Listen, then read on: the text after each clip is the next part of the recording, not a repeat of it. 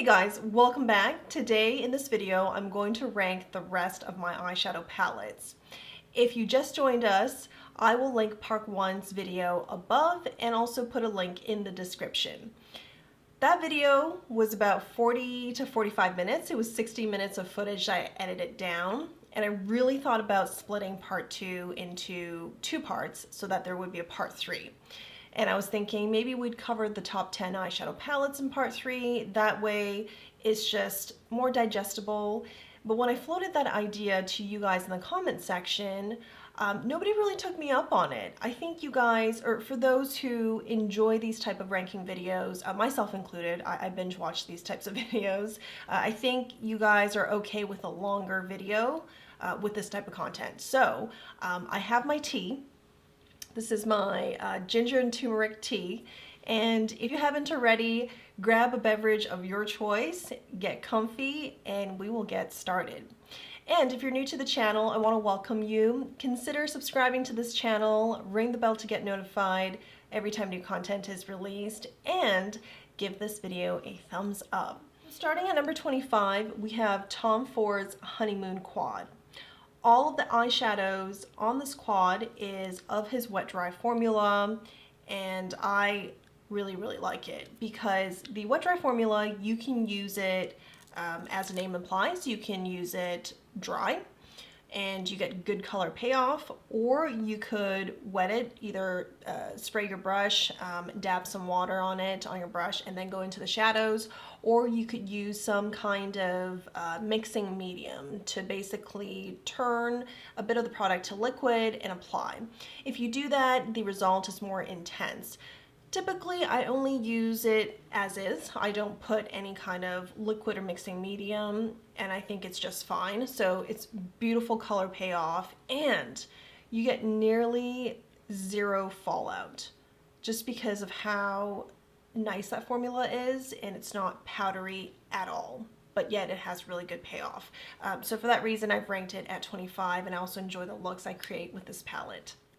At number 24 is Viseart's Étendue palette. This is Mincette.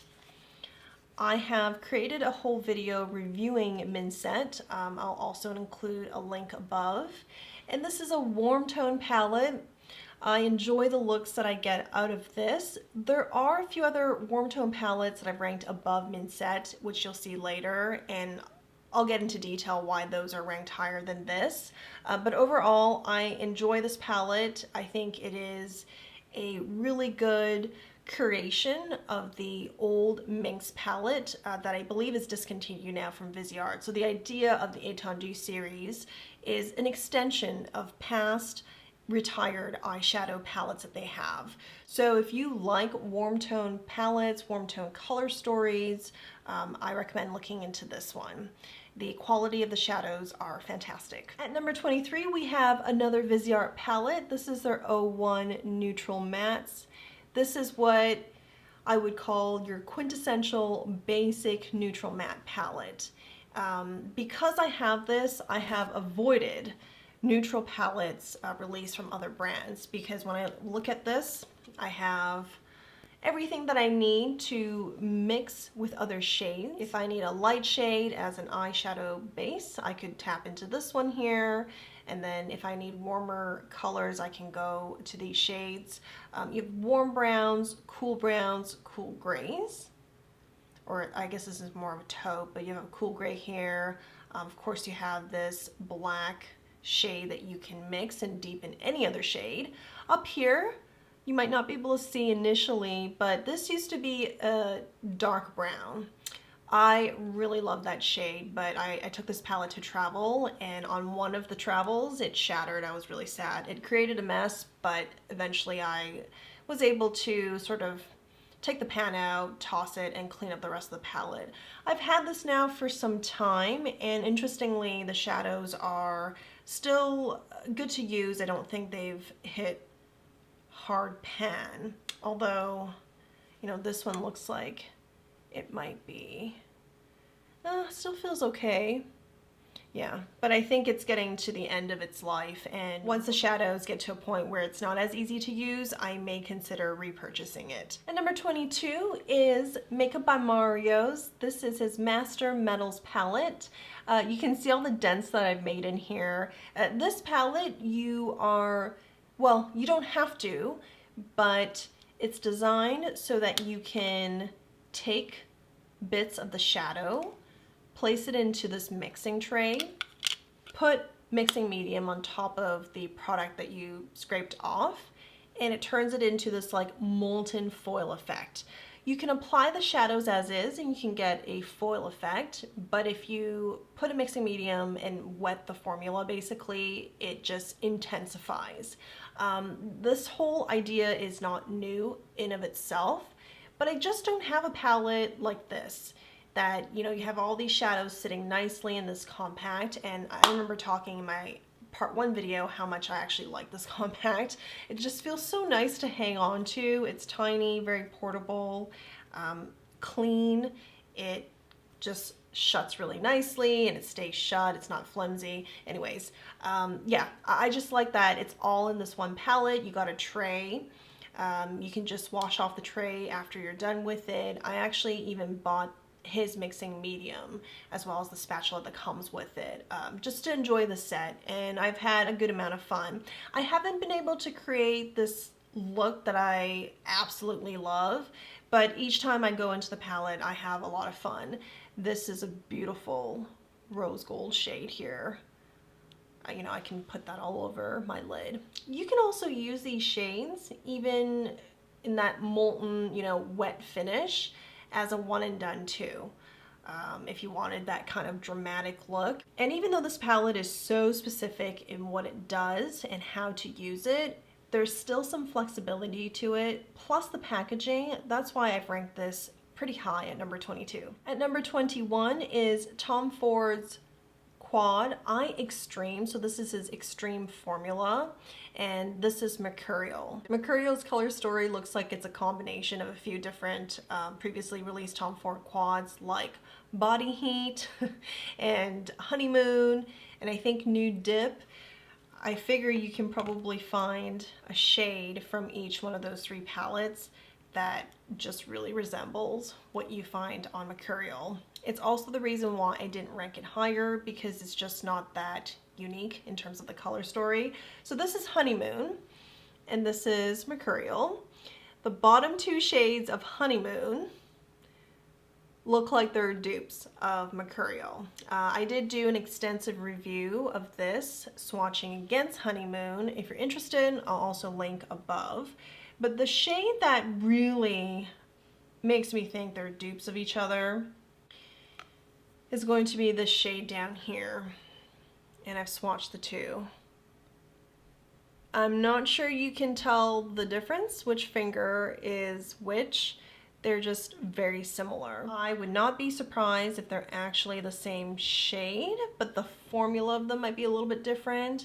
And even then, the way it performs, it's still very similar. So unfortunately, I couldn't tell you definitively the difference between the extreme formula versus the wet dry, at least coming from the Mercurial quad. And even so, I've ranked Mercurial higher than Honeymoon rather than putting them in the same spot. The reason for that is the top 2 shades I prefer more over Honeymoon. Honeymoon's lighter shades are warmer than what we have on Mercurial, and I like the contrast between these deeper shades here and these lighter cool tone shades. The look I prefer more from what I get out of this. So for that reason, I've ranked it higher than Honeymoon. At number 20 is Viseart's Solstice palette. This is from the Petite Pro line. There are 8 shades on this palette. I love the salmon color of this packaging. I am going to be really honest. I probably ranked this like a spot or 2 higher, and I've definitely ranked it higher than Minset, partially because of this salmon color. I enjoy packaging. What can I say? I feel like it's such a pretty shade if you could put it on your eyes, cheeks, and even your lips. Yeah, it's so pretty. Well, the reason why I ranked Solstice above Minset is the shades from Solstice are warm, but they're cooler than Minset. Depending on your skin tone, the looks you get may be more flattering from Minset than Solstice. For me, the looks I get from Solstice is more flattering than Minset. And also, while they're both warmer tone palettes, Solstice is actually cooler. It has some pink and taupe to it, whereas this is more orange, red, and coppery. So the two are actually quite different from each other, even though if you look at just the color of the packaging, you think maybe the concept is very similar. They're actually quite different. And with Solstice, I can create really soft, beautiful, everyday looks that I can amp up as well, but they just don't look very effortless. This you get more intensity from, so I like that I just can create really pretty looks so effortlessly with the Petite Pro. Again, the portability of it too, being so tiny, just makes it a little bit more attractive in my opinion. So for that reason, I've ranked it higher than Minset, and it's pretty high on the list too at number 20. At number 19 is Natasha Denona's Mini Zendo palette. I love the shade here and the shade. You get a warm pink look using these two. And the formula is fantastic. It just feels so nice to swatch them. Look how pretty they are. And look how well they go together. I want to go back into this palette soon because I love to create a look incorporating these two shades mostly to see what I would get out of it. But just swatching it, they really complement each other. This pop of silver, I think, is your typical Natasha Denona, where you have this really, you know, intuitive color story. You got these pinks are a little bit warmer, and then she pops something cooler in here, and it's like a silver. I love that about her palette. This shade here is more like a plum shade, but also has some purple. You can imagine pink, purple, and silver. Yeah, I think she's released really fantastic mini palettes in 2020, and this is one of them. So I've ranked it pretty high at number 19. Before we get to the next palette, I do want to spend 2 minutes talking about the look that I have on today. The eyeshadow look is done using a palette that we'll get to in a bit.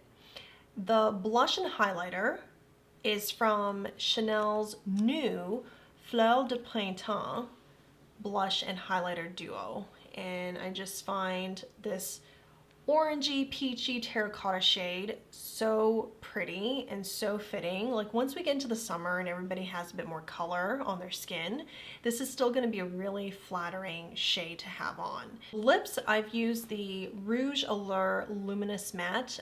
This is Le Lion, and it has that lion head embossing, which is supposed to be limited edition kind of packaging. And the shade is Beige Rugissant. It's really, I think it just pulls everything together. It's a velvet, or it's a luminous matte, they call it. So it's not quite matte matte. There is some lumosity to it. It sits pretty comfortably on the lips. I've had it on for about, I think, an hour at this point. So what I did after I put the lipstick on is I popped a little bit of this lip lac, and this is in the shade Inflexible. It's pretty sheer, but I love that kind of shine and sparkle. So I just popped some of it onto the center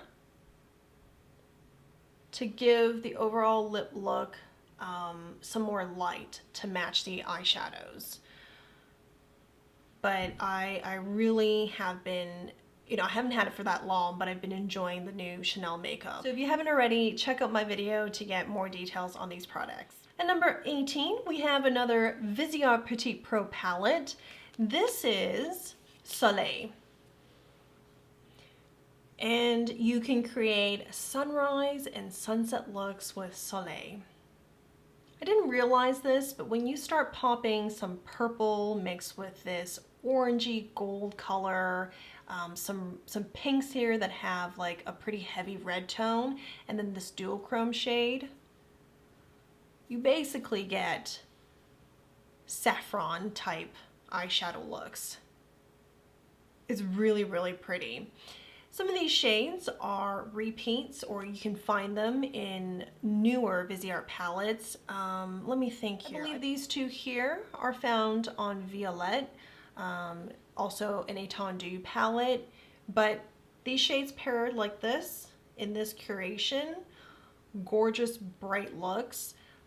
Yeah, I was very pleasantly surprised, and you know, I still can't wait once it warms up and I'm in the mood to create brighter looks to go right back into this palette.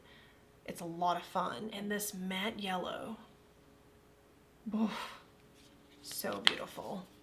At number 17 is Natasha Denona's Glam palette. I know some of you have this palette probably ranked much higher, and I totally understand. I think this color story is so beautiful, it's so captivating. I love that she put pops of pink, a gold here. I just love that.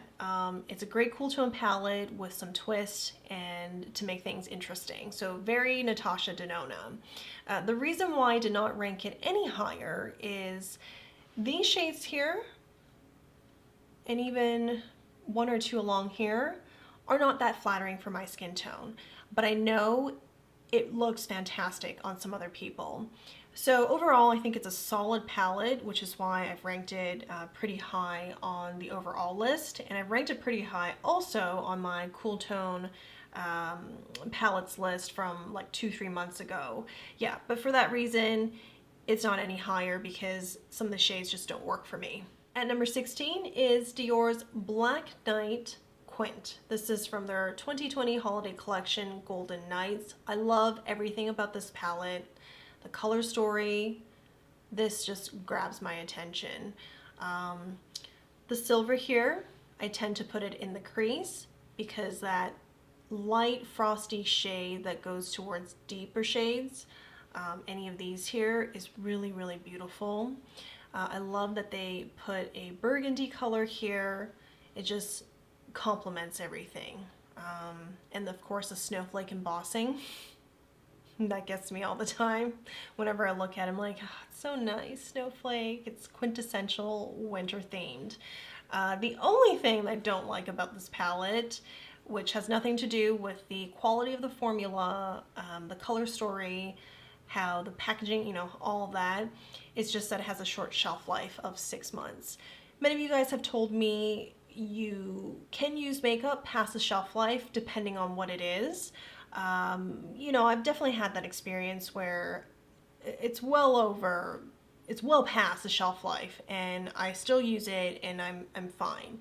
Although I would never encourage people to do that, you can always test it on the back of your hand to see if it would cause a reaction. So I really hope this is the case for this Quint here. I mean, if it could have like a 10-month shelf life, that would be really nice.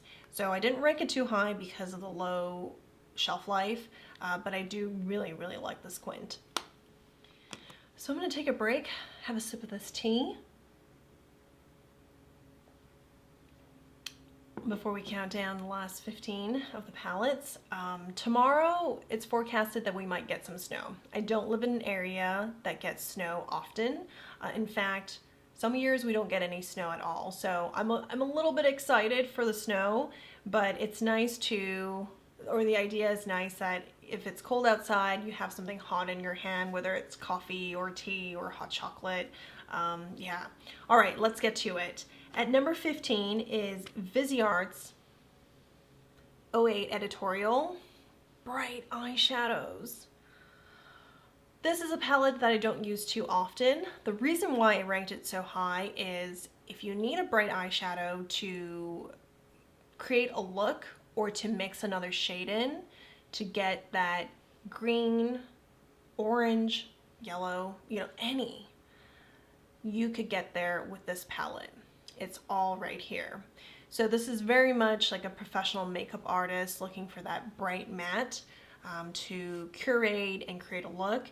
this would be one of those quintessential palettes. And the reason why I've ranked it higher than the 01 Neutral Mattes is I just like to look at brighter colors. This is just more exciting to look at. This yellow here is actually the same as the yellow, the matte yellow we saw on the Petite Pro Soleil palette. And I believe this purple is also the same purple on that Petite Pro palette. Actually, they're not the same. I just swatched them. This is from the 08 editorial. This is from Soleil. But the yellow matte is the same. So this is from the editorial. This is from Soleil. Yeah. The purples are not the same. They might look a little bit similar from the palette, but once you swatch them, you can really tell the difference. This is definitely a deeper purple, and this has, or it's kind of fuchsia leaning. Any bright looks I've created that I was not intentional about only using one palette for review purposes, I've always gone into this palette. And the quality of these shades are excellent, because sometimes a shade will look purple, green, or blue, or whatever, and you put it on your skin tone and it pulls a different shade. Not the case with this palette.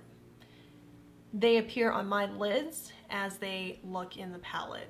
For that reason, I've ranked it very high. And number 14 is Natasha Denona's Metropolis palette. I love looking at this palette. I love the concept of it. It's New York, it's urban jungle. I do like the size of it too. This is what she would call a meaty palette. Although there's only one palette that is this size with, 28 shadows. She has large eyeshadow palettes, meaties, and then her minis. And then separately she has the 5 pans. But this here, I've created 3 different looks with it. Haven't had the opportunity to play around some more. I definitely look forward to doing that this year, and I enjoyed all 3 looks that I created. The reason I didn't rank it higher, even though I'm speaking so highly of it, is these shades here are pretty similar once I start putting them on my lid.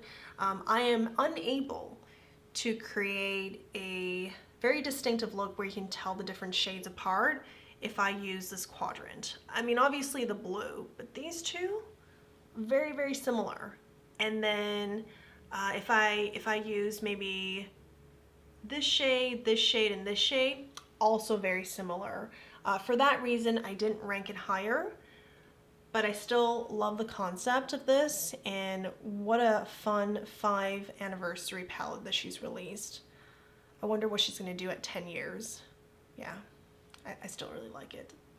Number 13 is Viseart's Petite Fool palette. This is Lila.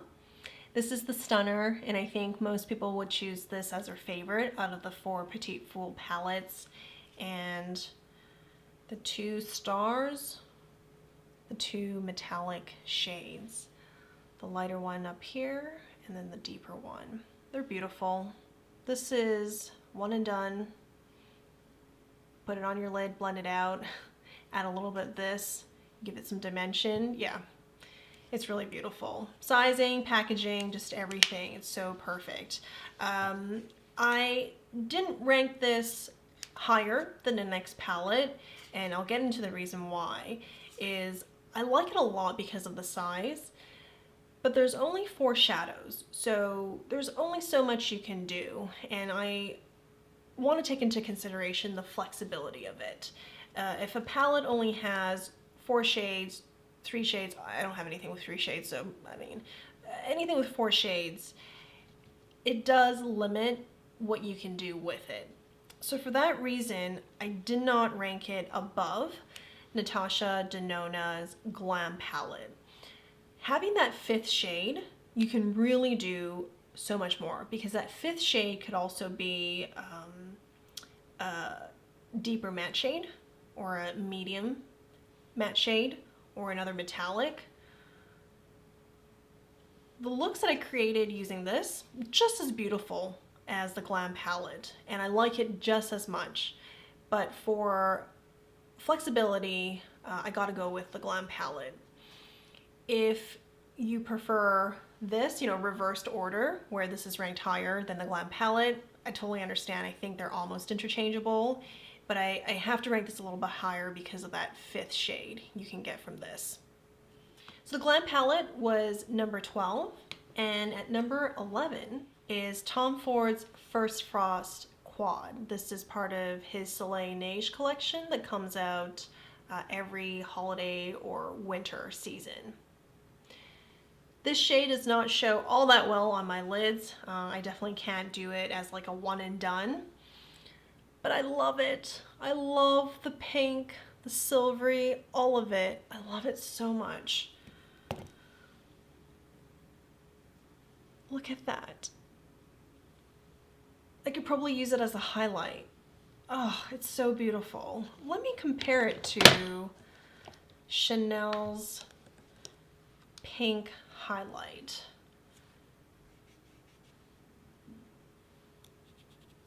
So this is First Frost, and this is from Chanel. This is warmer. Boy, I think I can use this as a highlight. This is Chanel. Yeah, so much more peachy. This is more of a cool pink, maybe even a touch of like light purple. Oh, I love both of them. So because the shade is not so versatile for my skin tone, it's still beautiful. I can combine this with some other one and done eyeshadow to get that dimension, but have the two complement each other. I just love it. And for that reason, I've ranked this very high. And I wish he released more quads as part of his Soleil Neige collection. In 2019, the 3 quads he released were just all so stunning. I didn't get any of them because I missed it when that came out, but they were just so stunning. And I think this is such a fitting addition to the Soleil Neige. It keeps up with expectations. I just wish he released another one. And I heard it could be due to everything that's been going on. So logistics, production, there's some challenges there, which is why we didn't see more for Soleil Neige. But this is just so much more exciting and different than Mercurial. Yeah. At number 10, I don't think this will be a surprise to anybody who's been watching the videos on this channel, or if you've seen my 2020 favorites makeup. This is the ColourPop x Sailor Moon eyeshadow palette. I hope they release another palette. My expectations are going to be like way up here, but still, I hope they release another palette. I love this. I tend to create really bright looks with the palette because I love this yellow, I love the pink, and of course I'm going to pop a purple in there. But I love to try some of these more neutral shades up here, more peachy brown neutral shades, and pair it with a deeper metallic. And look how soft this one is. They feel really nice to swatch to, and they're nice to work with, easy to blend out. For the value of it alone, excellent. And then on top of that, a really nice color story, plus the fact that it's Sailor Moon, and I'm a fan. That's why it's top 10. At number 9 is Pat McGrath's Blitz Astral Quad. This is in the color story Nocturnal Nirvana. I ranked this in the top 10 because, first of all, in her Blitz Astral Quad, all of the shades are special shades. I really hope she can make a return to this year. You can create a complete look with the shades on here, as we saw in part 1 of the ranking video where I showed you guys Ritualistic Rose. You can create a complete look. Mostly these are going to be more like lid toppers. What is really cool, the shades you see here, the purple, green, aquamarine, and even this gold, and how glittery their finishes are. Imagine combining this with Viseart's 08 editorial, that really bright palette we just saw, using that as your matte base and then topping it with this is just going to be so fantastic. So this is definitely more of a lid topper enhancer of a colorful makeup look, but you can actually create a complete look as well. I did do a video using this palette for a complete look, which I will share in the link below. I guess I have a lot of links I'll be putting in the description. So check it out if you guys are interested. At number 8 is also Pat McGrath's 6-pan Golden Opulence palette. This was released last year, right along, or for I should say, Lunar New Year. It has my all-time favorite gold shade. This one right here. This gold shade is called Gold Fortune, and it could be called anything and it wouldn't matter. It's still gonna be my favorite. It's like a cool tone gold, maybe like an antique gold, but like a little bit, not quite as brass as like an antique gold, a little bit warmer than that, and also has a pretty glittery finish. It's so beautiful. And I know she has a lot of gold shades in her palettes, but somehow I managed to find a favorite. I think it's just the texture of it. You can apply a lot of it and blend out. You can use it as a bit of a topper to accentuate your look. This gold combined with this color story, you get the most like soft peachy pink gold look. I just did not have that expectation. I'm not sure what I was expecting. And this is from this mauve rose color here. And let me swatch another metallic. It's this one. The rose shade is called Lotus Luxe, and this one here is called Moon Phase. So it has like Lunar New Year inspired names, but you can see, putting these three side by side, the kind of soft glam look you can get from it.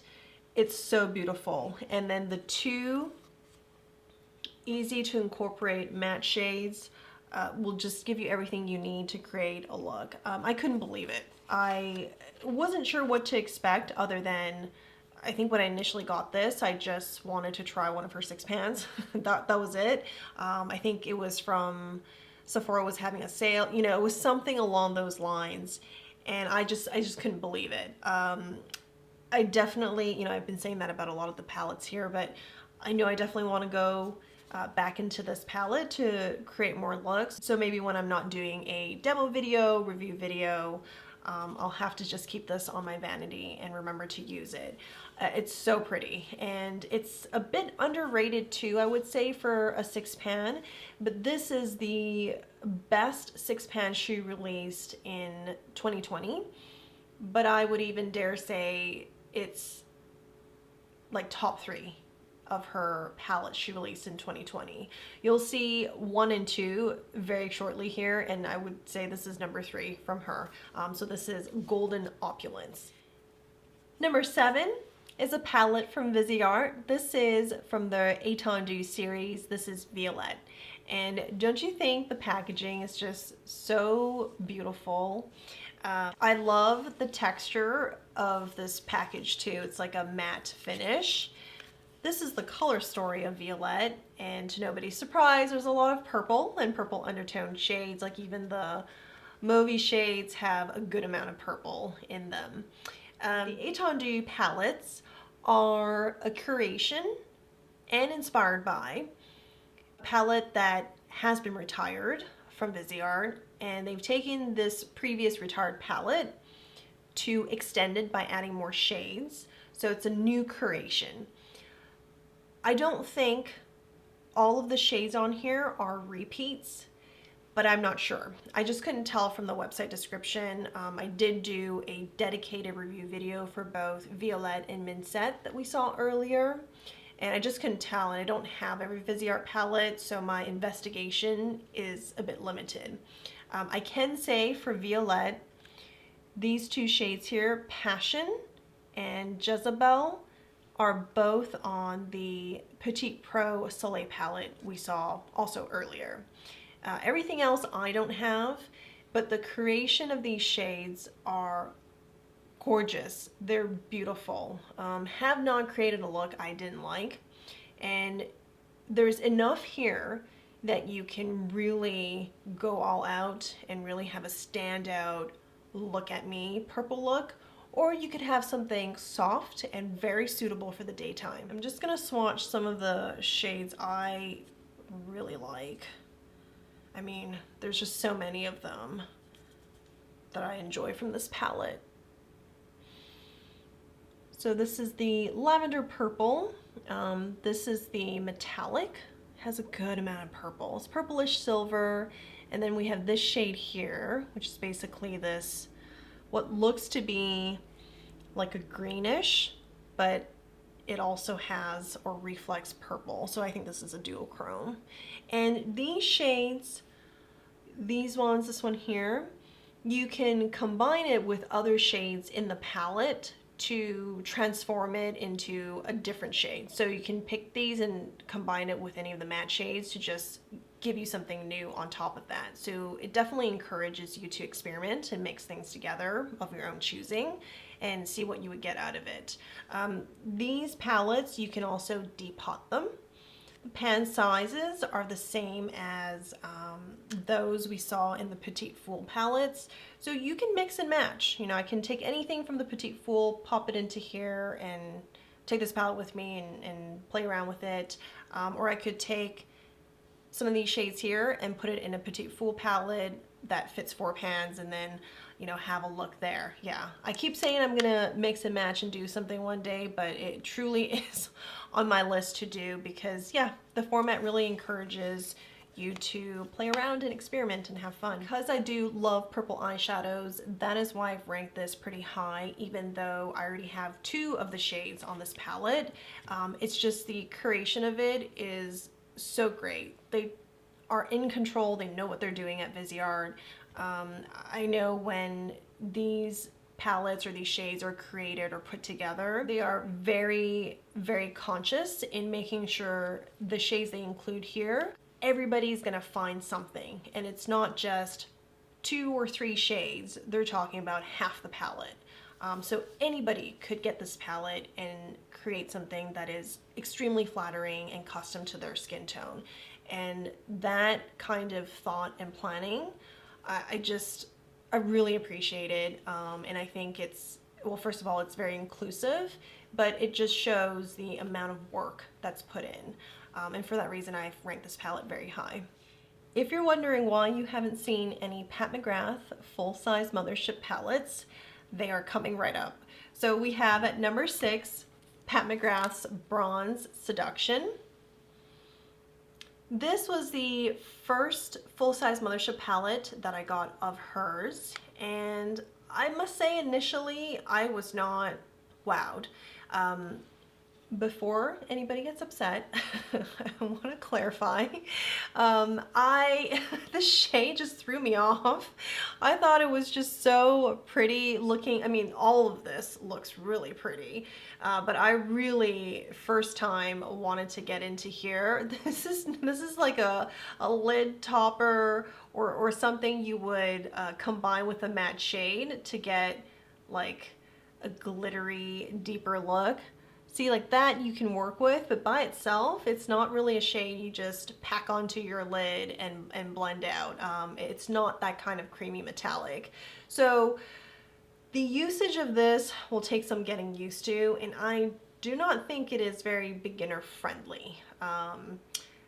You can also say I'm really nitpicking here at the same time because we're still talking about a top 6 palette in my collection, so I obviously still very much like this palette, and I think it's excellent.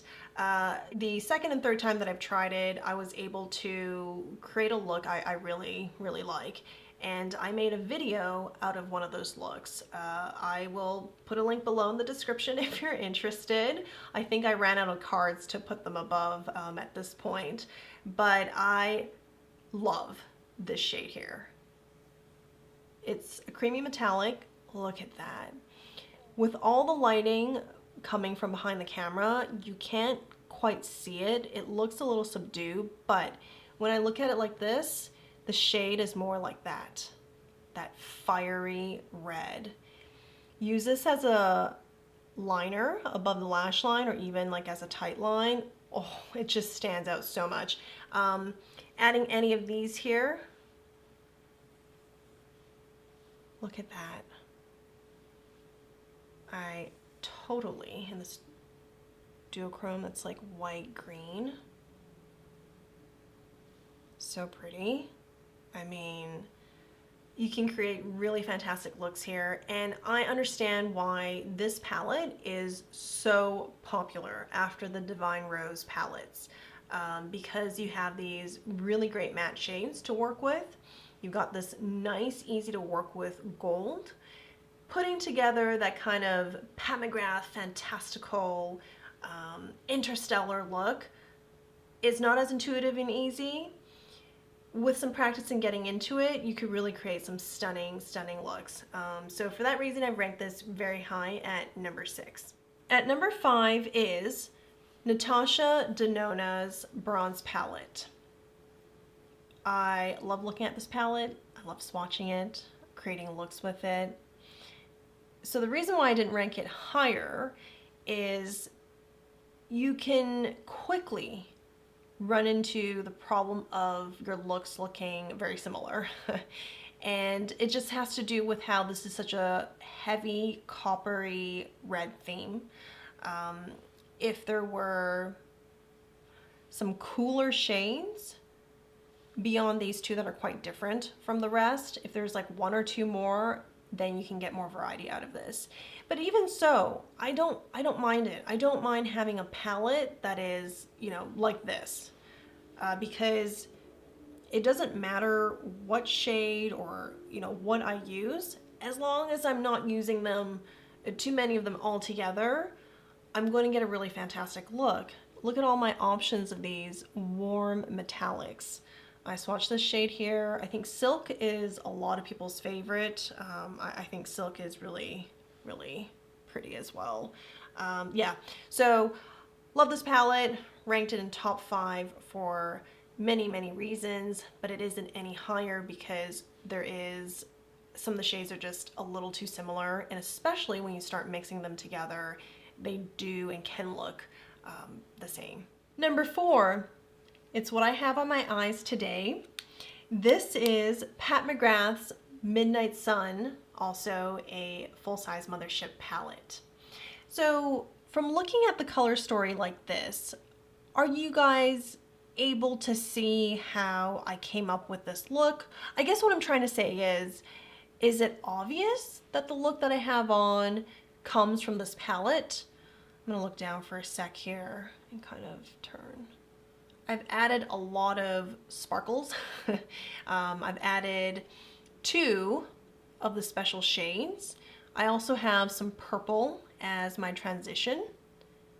And then I took this shade here, added it all over the lid, put it all over the lid, and then blend out. And then I did the rest. And then I added this shade on top at the end here.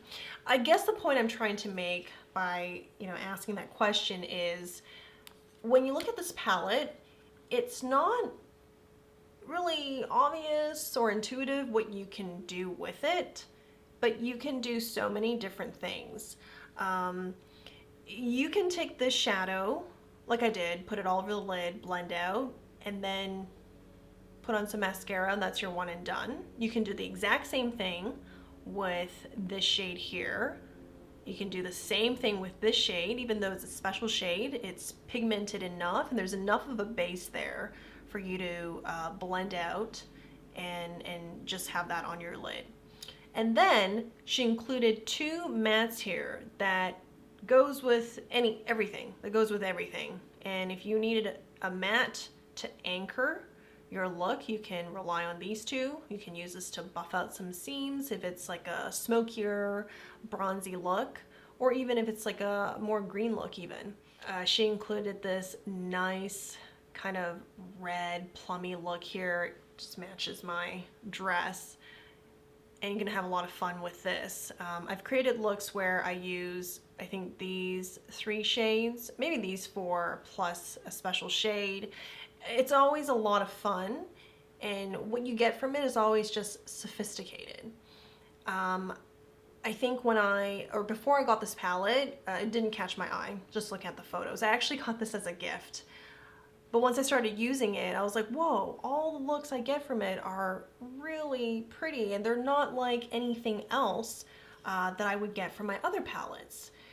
This is a special palette, and I know I've said it so many times on my channel in different videos that I think this is an underdog because it's just not as popular as Brown Seduction or her Divine Rose palettes. You know, it's actually right in between. It was released after Bronze Seduction and before Divine Rose. So, you know, people just tend to pass over. Yeah, but I love this palette. I love this palette. We're down to the last 3 palettes. Now, 2 of these palettes could probably fit into one slot, but I wanted to split them out for a few different reasons, which I will get into right away. So at number 3 is Pat McGrath's Divine Rose, 1 palette. You guys know, those who have been following this channel, love VR Rose Venus. It is my all-time favorite single shade, all time.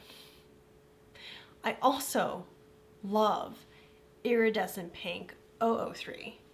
Look at this. It reflects pink. Put this on the center of your lid. Oh my gosh. Speechless. I'm speechless. But you would not know just from looking at it like this. It's so much more exciting in some ways to discover how awesome a shade is after you get the palette. So when you look at the photos, like, oh yeah, look at these, like such workable shades. Like you can create soft glam, daytime looks, and then she's got some special shades here for the evening. And then you go into it, you're like, whoa, what is this? Okay, what is this gold too? This gold looks kind of, you know, she has a lot of gold, but this gold is very workable for a special shade. For all of those reasons, and then some, this is why this palette is top 3. They're all just very workable shades. Yeah. And of course, my all-time favorite shade right here, VR Rose Venus. I think you guys knew that it was going to be a highly ranked palette. And at number 2, you guys have seen this palette a lot as well, is Natasha Denona's Lila palette. Gorgeous. I love purple eyeshadows. This is exactly what you have here, but you also have some mauves and taupes. This is where she does her magic of combining cool and warm toned shades, and then, you know, unleashes it on you. You just have at it, experiment, do what you want. I've never created a look I didn't like from this. I especially love this shade. I love VR Rose Venus, but I also love this shade. And I've managed to make a dent in it too.